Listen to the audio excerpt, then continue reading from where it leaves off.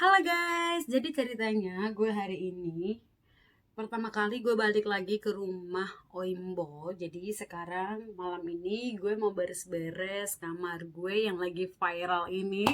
Nggak tahu, gue iseng aja kamarnya gue posting di akun media gue, tapi ternyata kamar gue jadi viral gitu sih.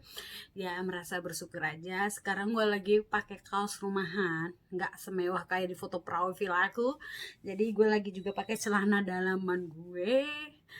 Ini nggak tahu kenapa kaos ini gue nyaman aja. Sekarang gue mau beres-beres dulu kamar gue yang viral. Kalian bisa ngeliat nanti berantakannya seperti apa kalau aku lagi sibuk banget nggak ada waktu buat gue beres-beres. Sekarang gue mau memperlihatkan sama kalian sekotor apakah kamar gue kalau gue nggak beresin, beb. Kita lihat. Oke. Nah, jadi ginilah penampakan kamar gue kalau gue lagi sibuk banget. Berantakannya seperti ini, nggak teratur banget. Terus tempat-tempat kosmetik gue pada kotor banget, nggak pernah gue beresin karena gue paling sibuk banget orangnya tuh. Kalian bisa lihat kotoran nggak teratur banget. Biasa ini paling rapi banget, dia nggak simpan di sini. Biasanya kalau aku simpannya di tempat bagian kosmetik semua aku. Karena aku punya lemari khusus kalau bagian kosmetik gitu.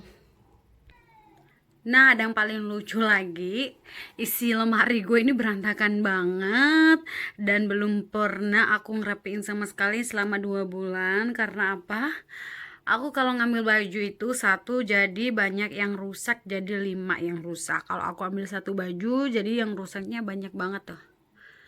Tas-tasnya gue yang impor, yang brand, semua udah gue taruh kayak gitu, nggak teratur. Sebagian juga gue taruhnya di atas itu biar AC-nya kena, jadi tasnya gue terawat rapi, beb, gitu loh. Tuh,